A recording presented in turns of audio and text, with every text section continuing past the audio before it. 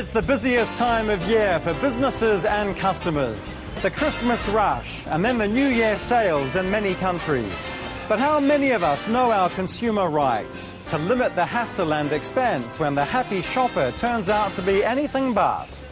I suspected there was something wrong, and so I did some research about the company on the internet, which made me scared. I'm worried and feeling really uncomfortable about the whole situation.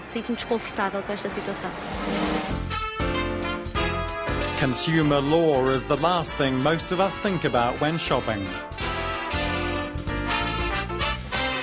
But experts say it's crucial to learn our legal rights way before we need to use them, to avoid long and stressful disputes.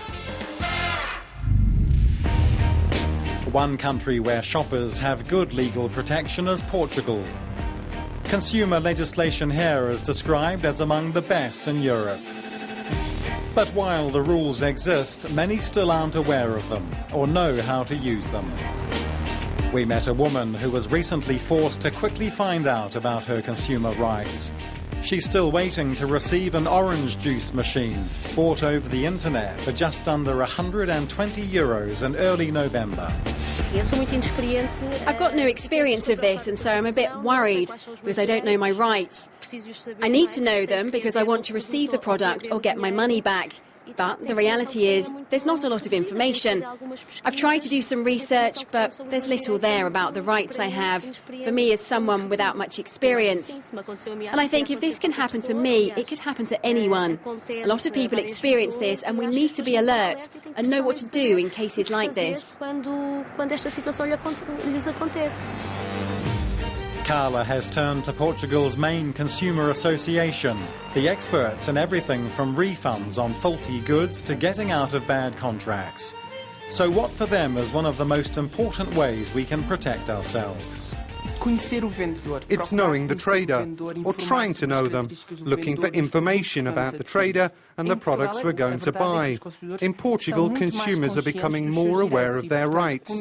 They know when they're having a problem and that they have rights. In these cases, they contact us to resolve things. But the other problem is that it's often the traders who don't know about the rights that consumers have.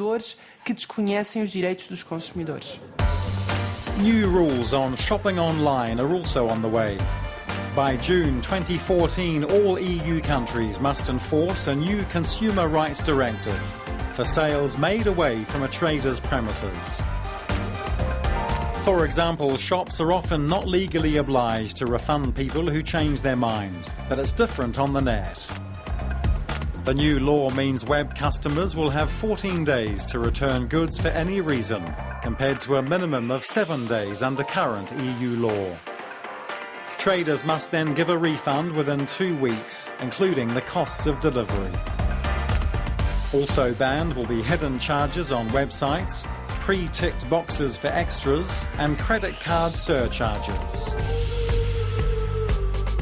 And after-sales telephone hotlines that keep customers on hold and charge astronomical amounts of money will also be a thing of the past. Companies will not be able to charge more than the basic telephone rate. However, Portugal's main consumer association is one of those concerned that harmonisation means that national laws, that were already tougher than the new directive, had to be watered down in some areas. Authorities agree this has been an issue for Lisbon, but compromise is part of the process. We think it's very important in the context of the internal market, with the transposition of the directive on consumer rights, that there's full harmonisation of several aspects. The aim is that consumers can profit from the internal market, shop online and take advantage of e-commerce. Because only then can we consolidate a single space without borders, where there are advantages for both consumers and for businesses. The new directive will have a big impact on companies, especially in countries with low consumer protection. However, many traders have already had to accept the fact that satisfied customers means more business. Estas diretivas, obviamente, implicam algum... These directives involve some extra costs in terms of companies' activities, even if there are some exceptions for small businesses and small jobs. It's too soon to make an assessment. We have to wait and see if the support and increased investment for the consumer compensates the extra amount that companies will pay, in this balance between the rights of consumers and businesses. And raising awareness about those rights has become a priority in many countries, where more happy shoppers are urgently needed to boost the economy.